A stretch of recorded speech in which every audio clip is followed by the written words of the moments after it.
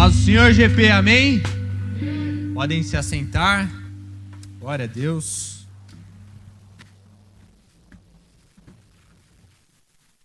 O tema da palavra essa noite é: onde estão os meus olhos? Amém? Onde estão os meus olhos?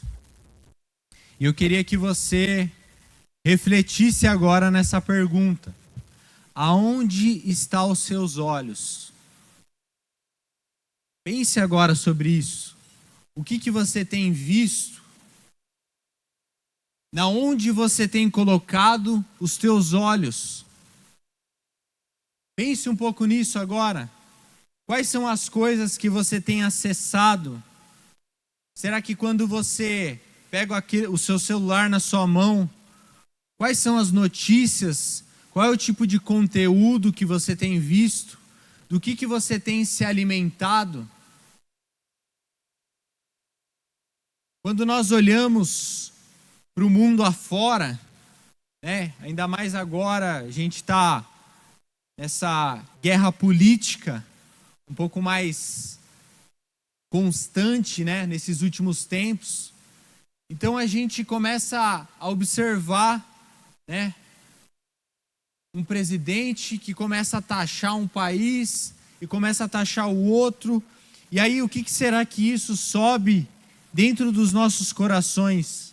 Será que o lugar que eu tenho vivido, será que as coisas que eu tenho feito valem a pena? Será que eu realmente devo ficar aqui? Será que eu tenho que tomar outro rumo? E aí a gente começa a olhar as coisas às nossas voltas, a gente começa a olhar as situações, e aquilo começa a entrar dentro dos nossos corações. Começa a alimentar algo dentro da minha e da sua vida. E será que isso está certo? Será que quando a gente olha para essas coisas que têm acontecido, com esses momentos, talvez dificuldades que você tem passado, talvez algum tipo de doença que você tem enfrentado, alguém da sua família, será que isso que você vê, será que isso que você tem acessado, o que tem feito com a sua vida? O que tem feito dentro do seu coração? A palavra de Deus fala lá em Mateus 6, a gente vai ler o 22 e o 23. Mateus 6, 22 e 23, eu vou ler na NAA.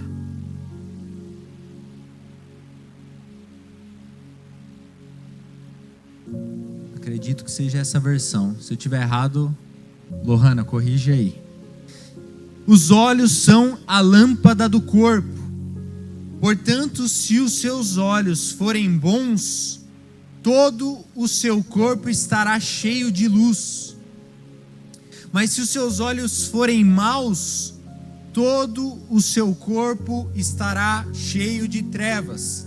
Portanto, se a luz que está dentro de você são trevas, quão grandes trevas são. Eu queria te trazer uma verdade essa noite. Aquilo que você vê, aquilo que eu vejo, aquilo que nós nos alimentamos, define quem nós somos. Aquilo que nós buscamos, aquilo que nós procuramos, aquilo que nós ansiamos, vai definir quem você e quem eu vou ser.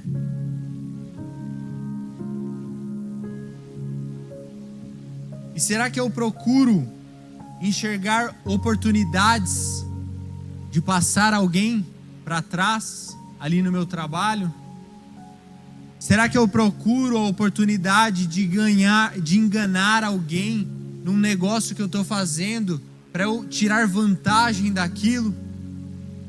Será que eu procuro só o meu bem próprio, o meu conforto, e não estou nem aí com as pessoas que estão à minha volta?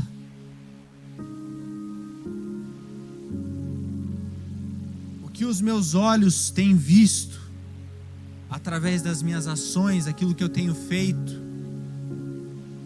Será que eu procuro me alimentar ali de más notícias, das informações que eu tenho recebido, através das redes sociais, somente para eu estar inteirado daquilo e eu poder entrar naquela rodinha de conversa e poder ter algo para conversar ali sobre o que está acontecendo atualmente?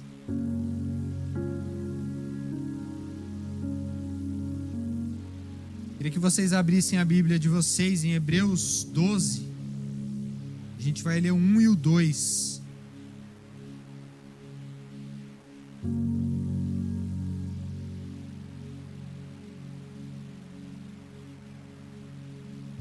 Portanto, também nós, uma vez que estamos rodeados por tão grande nuvem de testemunhas, livremo-nos de tudo o que nos atrapalha e do pecado que nos envolve, e corramos com perseverança a corrida proposta para nós, tendo os olhos fitos em Jesus, autor e consumador da nossa fé. Ele, pela alegria que lhe fora proposta, suportou a cruz, ao desprezar a vergonha, e assentou-se à direita do trono de Deus. O autor de Hebreus fala de uma corrida que está proposta para mim e para você, de uma vida que eu e você precisa viver. E nessa corrida, e nesses desafios que nós teremos, ele fala que nós devemos ter os nossos olhos fitos em Jesus. Nós precisamos ter os nossos olhos fixos em Jesus. Nós precisamos entender, cravar o nosso pensamento, aquilo que nós cremos, aquilo que nós tomamos como verdade, na figura de Jesus. Ele nos instrui a isso, que é somente dessa forma que nós podemos perseverar e correr essa corrida proposta. É só dessa forma que eu e você podemos viver verdadeiramente. É com os olhos fixos em Jesus.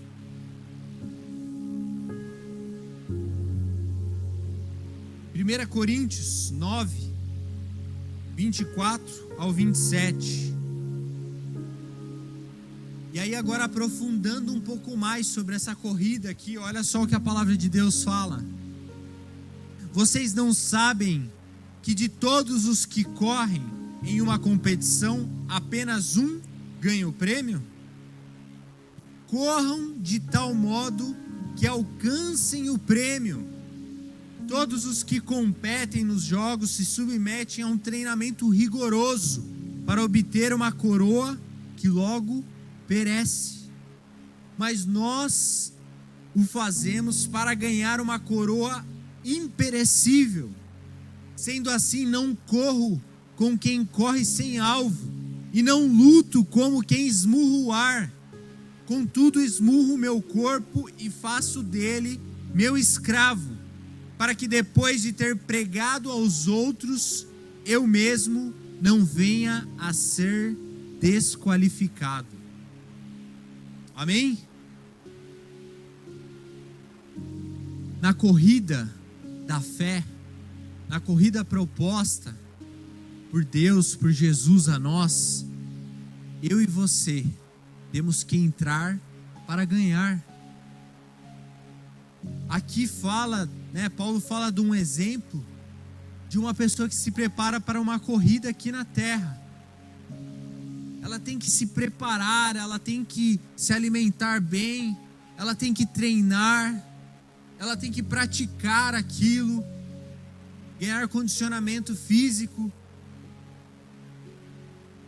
E na corrida da fé, nós temos que entrar preparados. Nós temos que entrar sabendo que nós vamos ganhar, que nós vamos alcançar o prêmio final. Não tem essa de eu entrar na corrida da fé e no meio desistir. Não vai ter uma ambulância lá do lado para você poder entrar e continuar o percurso. Você vai precisar ganhar fôlego novamente. Você vai precisar correr até a linha de chegada. E a Bíblia fala aqui que quem se prepara para uma corrida, a pessoa ela se esmurra, ela dá o melhor de si, ela dá tudo que ela tem para que ela possa alcançar o prêmio final. Será que quando nós entramos na corrida da fé, nós estamos dando o nosso melhor? Será que nós estamos realmente sacrificando o nosso corpo? Será que nós estamos nos alimentando da palavra de Deus que vai guiar os nossos passos nessa corrida? Será que os nossos olhos estão fixos no prêmio, em Jesus, na eternidade, na presença dEle?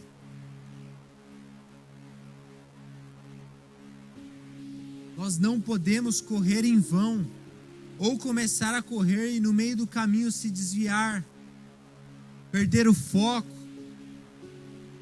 Tenha isso claro dentro de você, para que você não se depare com perguntas: Deus, por que eu existo? Deus, qual que é o propósito da minha vida?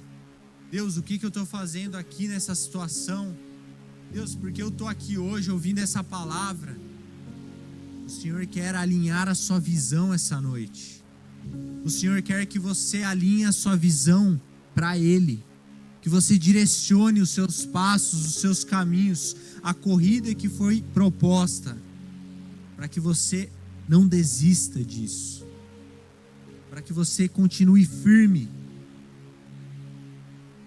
O pecado não pode distrair o nosso olhar para Jesus. As circunstâncias não podem distrair o nosso olhar a Jesus. Nós precisamos manter os olhos fixos nele.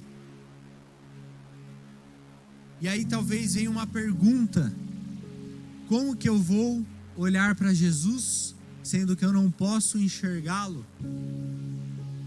Vocês não pensaram nisso enquanto eu estava pregando? Alguém pensou nisso? Levanta a mão. Ó, o Tiaguinho. Sincero. Ninguém mais? Vocês têm que ser um pouco mais crítico. Eu estou falando aqui de olhar para alguém que a gente não pode enxergar.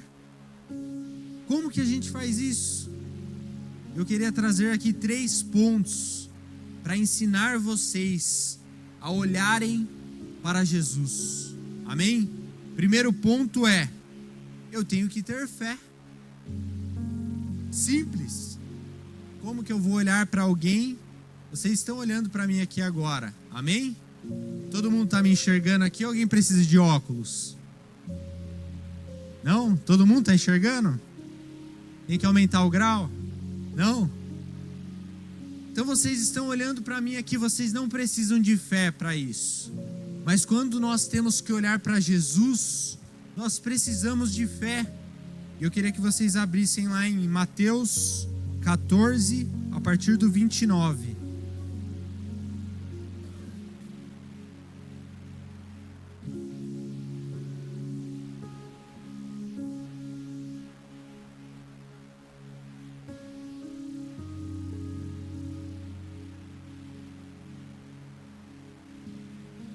Mateus 14, 29. Venha, ele respondeu. Então Pedro saiu do barco, andou sobre as águas e foi em direção a Jesus. Mas quando ele reparou no vento, ficou com medo e, começando a afundar, gritou: Senhor, salva-me! Imediatamente Jesus estendeu a mão, segurou e disse: Homem de pequena fé, por que você duvidou? Pedro tem uma experiência com Jesus nesse momento aqui. Mas você pode estar pensando assim: Jesus estava ali fisicamente. Estava. E Pedro, quando estava com os olhos fixos em Jesus, a Bíblia fala que ele anda sobre as águas. Mas quando ele começa a se deparar com as coisas em volta, com o vento forte, com o mar agitado, o que acontece? Ele começa a afundar. Até para Pedro, que estava vendo Jesus fisicamente, ele precisava de fé. Porque qual foi a advertência de Jesus depois? Homem de pequena fé. Nós precisamos de fé para poder manter os nossos olhos fixos em Jesus. A Bíblia fala que Ele é o autor e consumador da fé. É Ele que entrega para nós a fé também que nós precisamos. É Ele quem coloca dentro dos nossos corações a fé que nós precisamos. E nós podemos trabalhar com essa fé e aumentar essa fé à medida em que nós nos alimentamos da palavra de Deus. E nós não podemos duvidar dos planos que Deus tem para as nossas vidas. Sabe? Talvez Deus já tenha entregado aqui muitas coisas para vocês. Talvez Deus já tenha falado que Ele quer te usar naquela área. Talvez Deus já tenha promessas ao seu respeito. Mas as circunstâncias, mas o contexto em que você está inserido hoje, diz o quê? Totalmente ao contrário. E o que você tem feito? Você mantém os seus olhos fixos na promessa que Jesus te entregou? Ou você deixa as situações ao redor abafarem isso, ofuscarem isso, a ponto de apagar aquele brilho de quando você recebeu aquilo do Senhor? Nós precisamos de fé.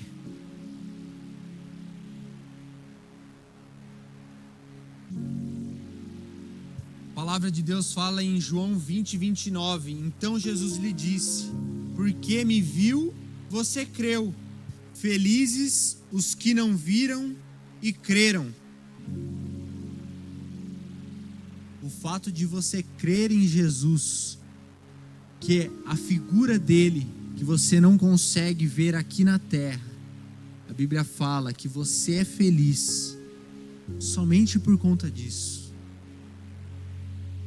Só do fato de você crer nele e você não ter visto ele fisicamente igual Tomé tocou, se eu não tocar nas mãos dele, eu não creio. A Bíblia tem felicidade para você. A Bíblia tem alegria para você. E você encontra isso tendo fé em Jesus, crendo nas promessas dele, entendendo que ele tem algo poderoso para a sua vida. Não deixe as circunstâncias abalar o que Deus já derramou sobre a sua vida.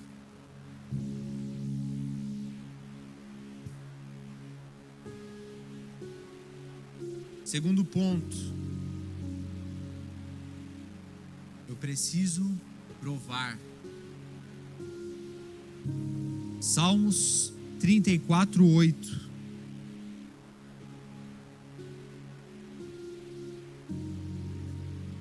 Olha só, qual que é a palavra que vem antes aqui? Do ver. Provem e vejam como o Senhor é bom. Bem-aventurado o homem que nele se refugia. Eu creio em alguém que eu não vejo. Eu tenho fé em alguém que eu não vejo fisicamente. mas eu posso provar. Eu posso provar desse Deus maravilhoso. Eu posso provar da bondade dele. Eu provo que o Senhor é bom através do que acontece na minha vida. Você prova do que o Senhor é bom através daquilo que acontece na sua vida. Provam e vejam. Provem e vejam como o Senhor é bom. Será que você tem provado? Aqui nós criamos um ambiente da presença de Deus. Nós criamos um ambiente favorável para que você prove da presença de Deus. Um ambiente de cura, um ambiente de restauração, um ambiente de libertação. Você pode provar disso. Será que você tem aberto o seu coração para provar dessa presença de Deus? Será que você tem deixado de lado as suas axiologias para que você prove aquilo que o Senhor tem para você? Quando nós andamos em fé, nós começamos a provar o sobrenatural do Senhor. Porque o natural, eu e você, nós conseguimos fazer. Aquilo que está ao nosso alcance, um pouquinho de esforço, você consegue fazer. Agora, esse provar aqui é algo que eu e você não podemos gerar. É algo que na nossa força nós não conseguimos fazer. Nós não conseguimos reproduzir. A presença de Deus eu não consigo reproduzir se eu não estou cheio do Espírito Santo. Eu não consigo reproduzir um ambiente de glória. Eu não consigo me mover em milagres se o Espírito do Senhor não estiver sobre a minha vida e sobre a sua vida. O provar do Senhor é quando eu digo assim: Espírito Santo, me enche a ponto de me conduzir, a ponto de que eu possa reproduzir as coisas do céu, para que elas se tornem realidade na minha vida, na minha família, naquela situação. É só o Espírito Santo que pode fazer isso. É Ele quem abre aquela porta de emprego que está fechada. É Ele quem prepara aquele homem, aquela mulher de Deus para você. Você só pode provar disso se os seus olhos estiverem fixos nele. Se a corrida que você está conduzindo da sua vida, ela estiver totalmente direcionada pelo Espírito Santo.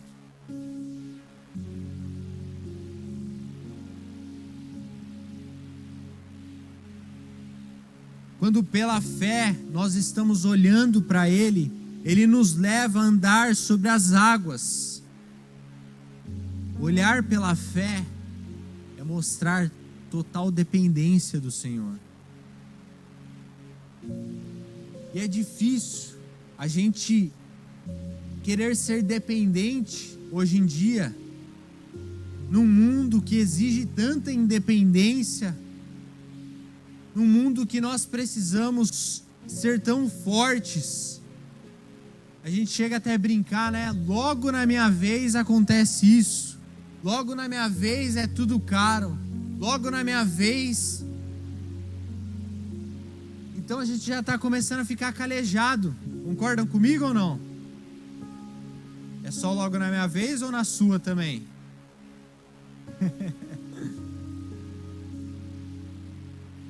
Isso nos mostra o quanto nós precisamos ser cada vez mais dependentes dele.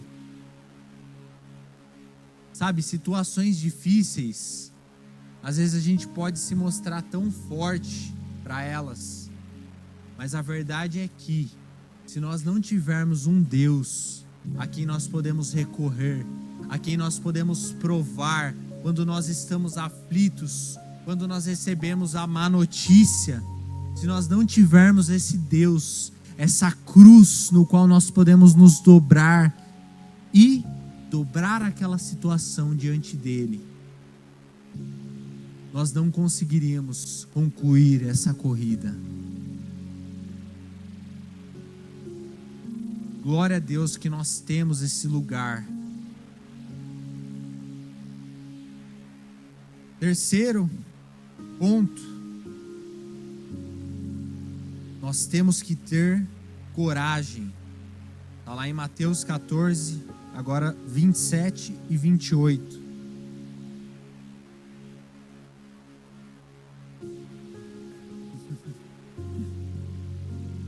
Mateus 14, 27 e 28, a palavra fala assim, ó.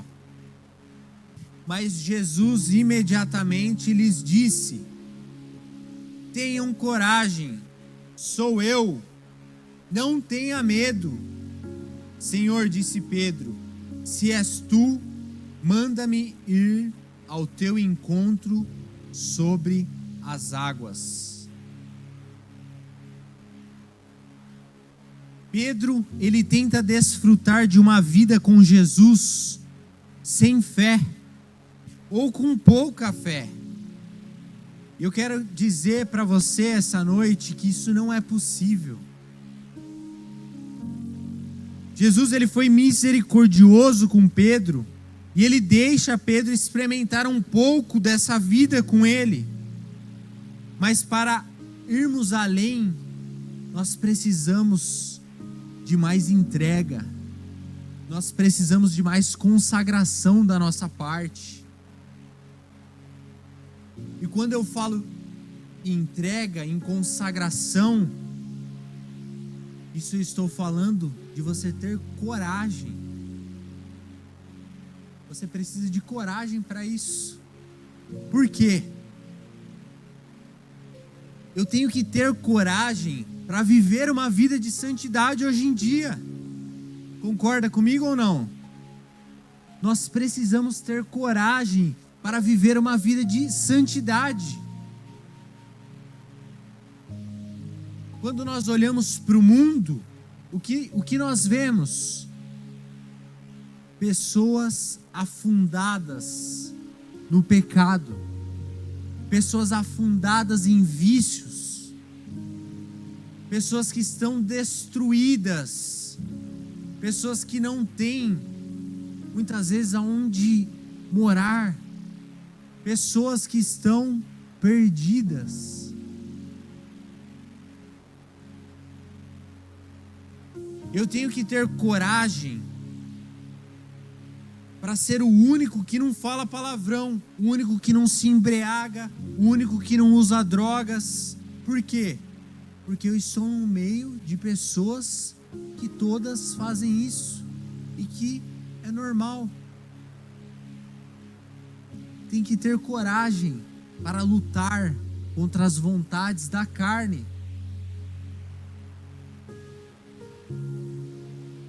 Eu tenho que ter coragem para amar o meu inimigo.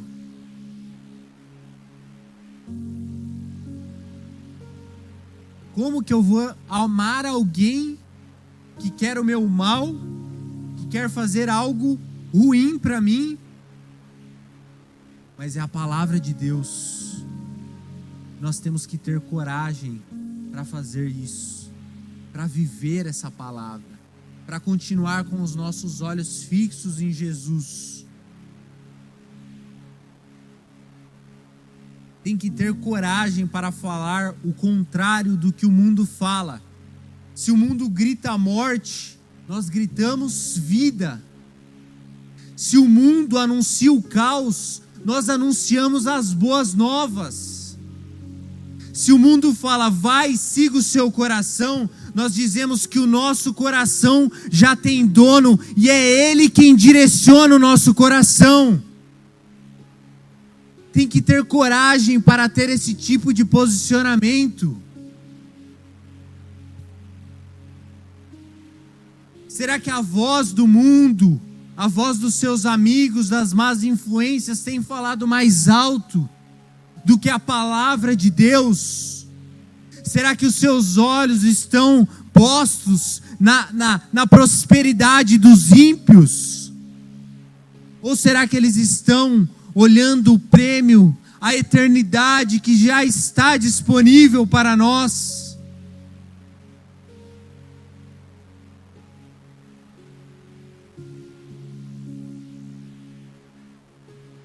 Mateus 16, 24 e 25.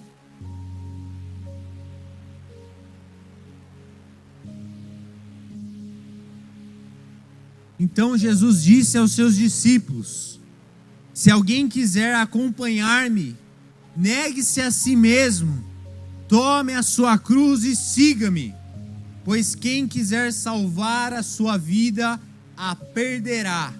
Mas quem perder a sua vida por minha causa, a encontrará. Nós temos que mostrar para o mundo que seguir a Cristo não é uma religião, mas é uma mudança completa no estilo de vida. É uma mudança completa das minhas atitudes. É uma mudança completa em quem eu sou, a forma que eu me porto, o que eu falo, o que eu vejo. Isso é seguir a Cristo. É quando nós negamos a nós mesmos. É quando eu tenho uma vontade e Jesus fala assim: faz diferente.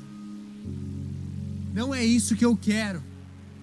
É quando eu me apaixono por uma pessoa e Jesus fala assim: não é essa pessoa.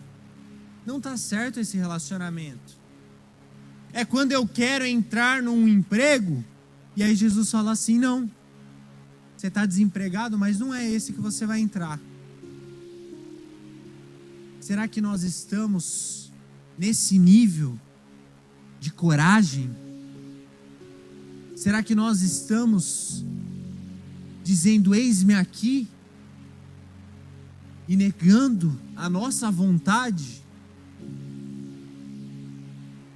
Eu vou ter que abrir mão de muitas coisas que gosto para desfrutar dessa vida com Deus. Não adianta eu querer provar das maravilhas de Deus sem nem sequer me preocupar com uma vida de santidade e dependência do Senhor.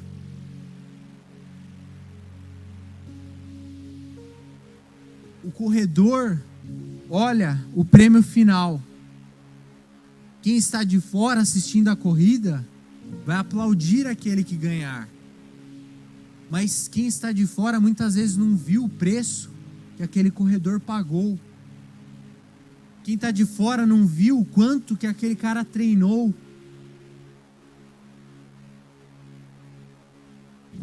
Nós queremos as bênçãos do Senhor.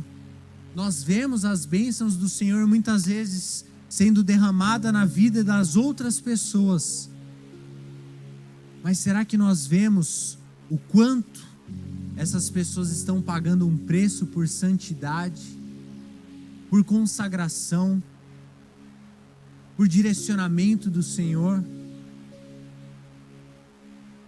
Se você admira algo em alguém diante de Deus, procure saber o preço que essa pessoa tem pago. E se você quiser viver algo semelhante, nós já vemos resposta na palavra de Deus, mas se você quer ser um pouco mais concreto nisso, em alguém que está perto de você, vê o quanto essa pessoa tem se entregado a vida ao Senhor, quanto ela tem buscado o direcionamento do Senhor.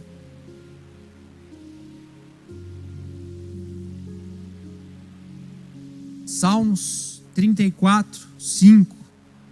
O Ministério de Louvor já pode subir.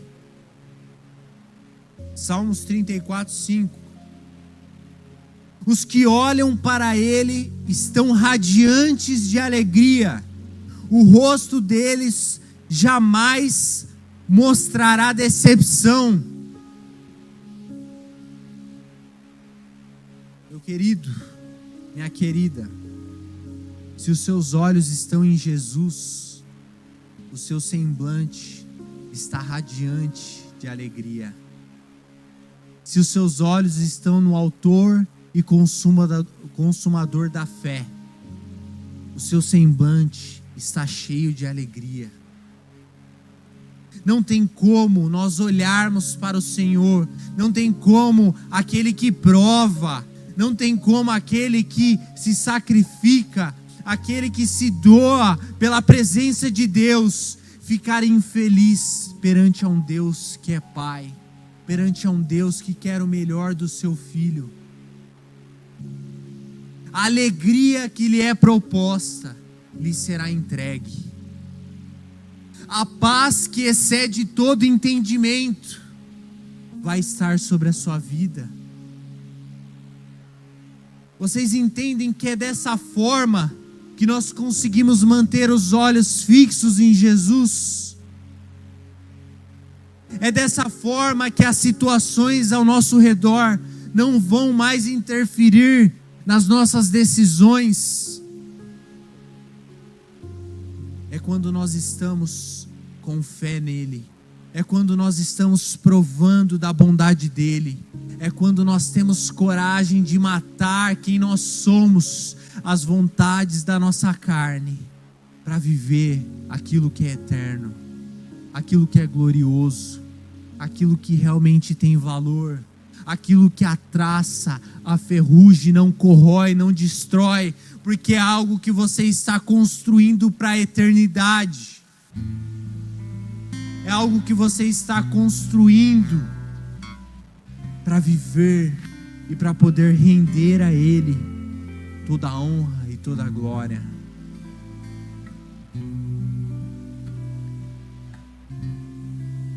João 6,40.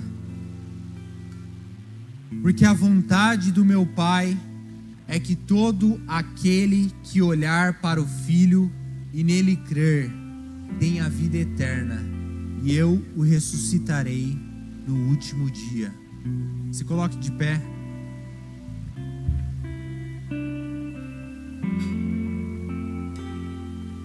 Feche os seus olhos. Respeite a presença de Deus nesse lugar. Feche os seus olhos em reverência a Ele. Nós estamos falando de olhar para o Senhor. Então você não precisa ficar com os seus olhos abertos. Abra os seus olhos espirituais nesse momento. O Senhor quer direcionar a sua visão agora somente a Ele. Tenha o seu tempo particular com Ele agora essa noite. Tenha o seu tempo agora particular com Ele. Diga agora o quanto você anseia por essa presença. Comece a orar aí no seu lugar. Atraia a presença do Senhor. A palavra diz: